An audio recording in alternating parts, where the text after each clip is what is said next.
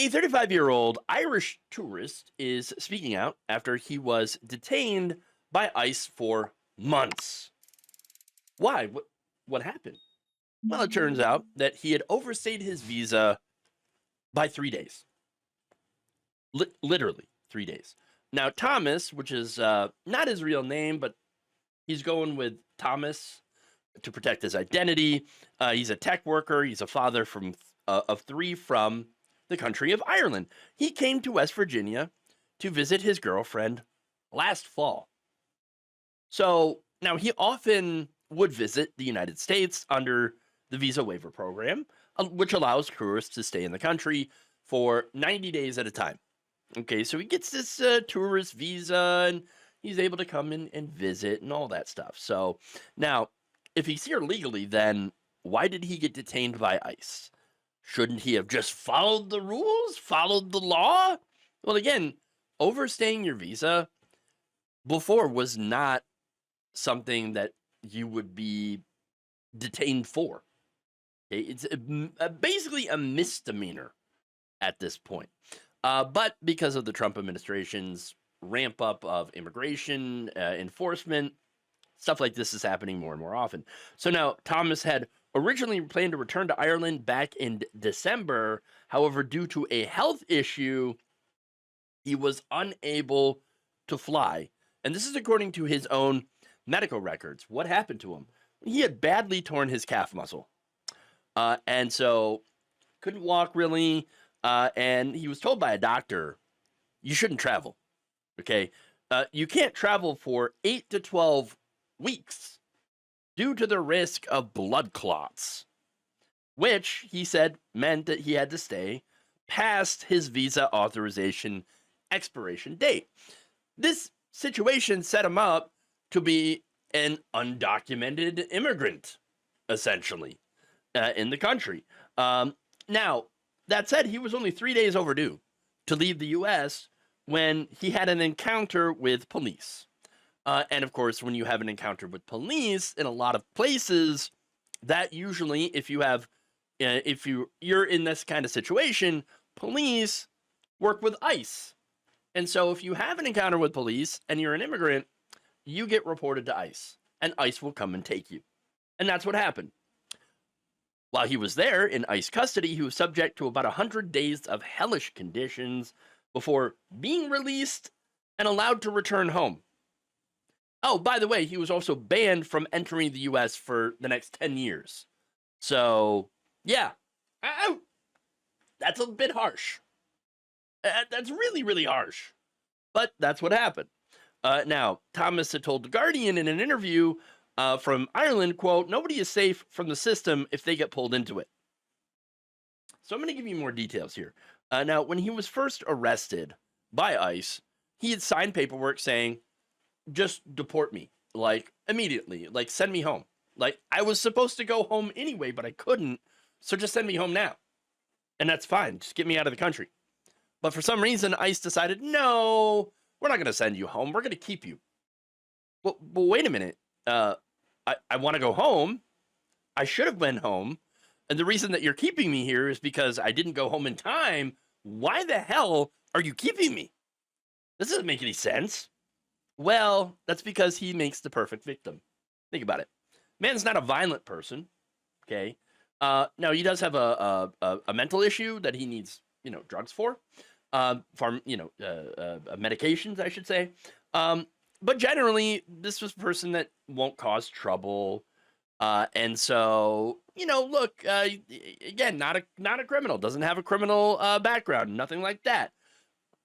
But the reason that ICE wants to keep him is because private prison companies want more people to fill the beds. That's right. And so these private prison companies get paid to keep people there. And that's really it. That's what happened. So now, while he was in custody, he was actually forced to spend part of his time in custody in a federal prison with actual criminals. Oh, and yeah, so look, this is while he was only being held on an immigration violation. That's it. Now, you might be wondering, okay, well, did he try to get in touch with the authorities and let them know what was going on? Did he try to get in touch with ICE or immigration, DHS? I mean, what? Did he try to do something? Yes, he did actually. So he first got paperwork from his doctor that told him, you better not fly or you could die from those blood clots. So don't fly until you're healed. Okay. Not only did he get the paperwork from the doctor, but he contacted both the Irish and US embassies and DHS, all asking for an extension so that he can heal up properly and then go home. He said, I did everything I could with the online tools available to notify the authorities that this was happening. But what happened? Well, by the time his deadline to leave the US had approached, he was nearly healed and planning to return soon, but they didn't get back to him. So they just didn't. And look, he said, I thought that they would understand because I had the correct paperwork. It was just a couple of days and for medical reasons. But no, it turns out what got him in trouble was a run-in with police. And here we go, ACAB. Okay, Thomas and his girlfriend, known as Malone, again, using a pseudonym here, they were visiting her family in Savannah, Georgia. Thomas had a mental health episode. He and Malone were called. The two had a little bit of a spat during their hotel room. Somebody overheard it. They called the police. Police went and picked them up. Malone, who requested to use her middle name to protect her boyfriend's identity, said she was hoping officers would go and get him the proper treatment and didn't want to see him face criminal charges.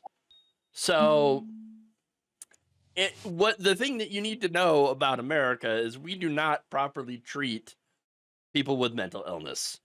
Oh, if you're thinking the police are going to help you, the cops aren't going to help you.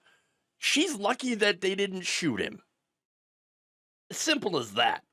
I mean, it's really horrible, but police ended up taking him to jail and accused him of falsely imprisoning his girlfriend in a hotel room, a charge Malone said she did not support. He was soon released on bond, but instead of going free, he was picked up by ICE and they took him to a private prison operated by Geo Group. Thomas was given a 2-page removal order, which said he had remained in the U.S. 3 days past his authorization, but contained no further allegations. But of course, that 2 days turned into months. Months. I mean, he wasn't released until mid-March. Okay? And that was in December. From December to March. Now, while at the private prison, of course, he, yes, signed that agreement to be deported, but they didn't do that. They held him at this private prison where the conditions were awful. Detainees, at least after a fight had broken out, were placed on lockdown for 5 days, cutting them off from contacting their friends and family. Thomas said he and others only got approximately an hour of outdoor time each week. That's horrific. In mid-February, after about 2 months in detention, officers placed him and nearly 50 other detainees in a holding cell, preparing to move them. He said, I thought I was finally going to get to go home. Instead, he and the others were shackled around their wrists, waists, and legs, and transported 4 hours to the Federal Correctional Institution in Atlanta, a prison run by the U.S. Bureau of Prisons.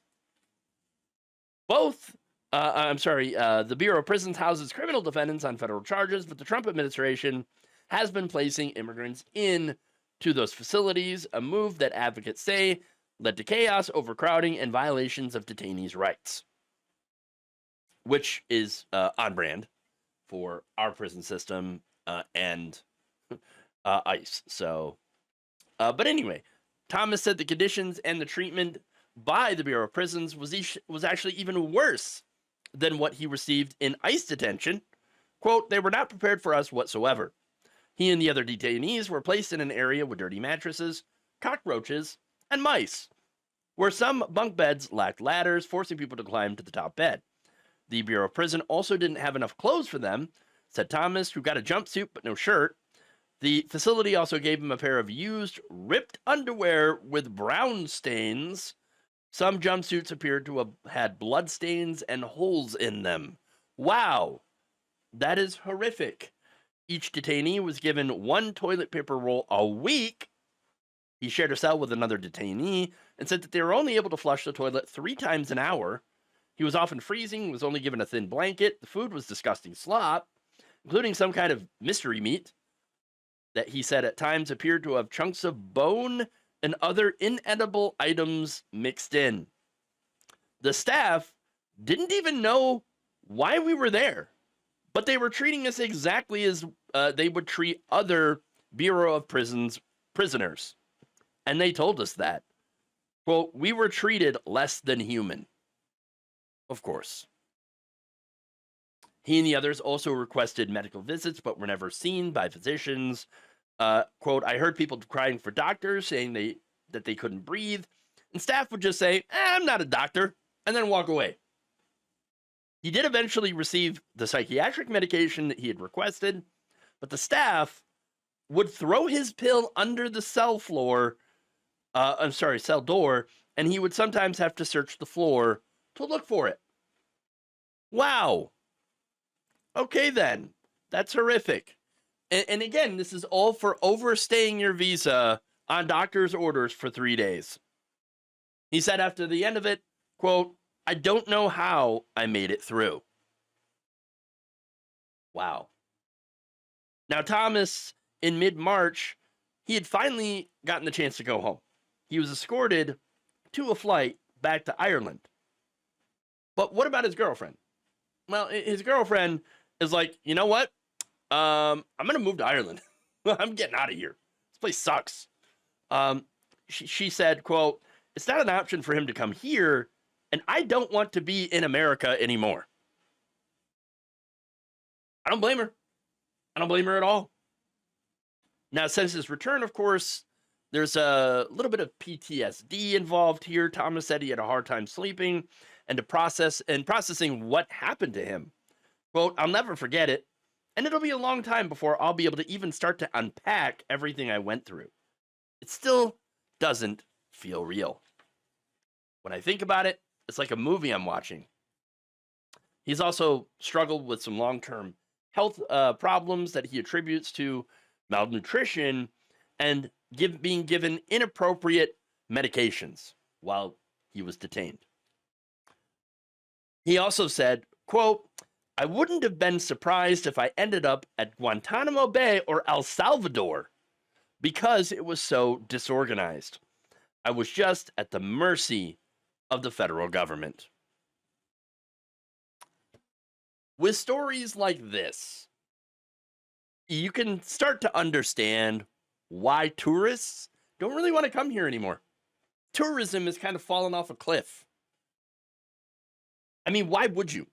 I mean, you come as a tourist and you accidentally stay 3 days over your, departure date due to an injury, and they throw you into hellish-like prison conditions. That's it. I mean, this is what the Trump regime is doing to people. Innocent people. I mean, I used to read about foreign prison camps having conditions like these. And now it's happening in our backyard. I mean, when it comes to it, yeah, the Trump administration, we are the baddies. Thank you for watching. If you enjoyed this video, please like, share, subscribe, hit the bell icon in order to get notified whenever a new video is released. And if you want to support independent, progressive media through this difficult time where it seems like everybody is shutting down, you can become a member on our YouTube page, you can become a subscriber on Facebook, or you can go to my Patreon. It's patreon.com/Jeff Waldorf. Thank you.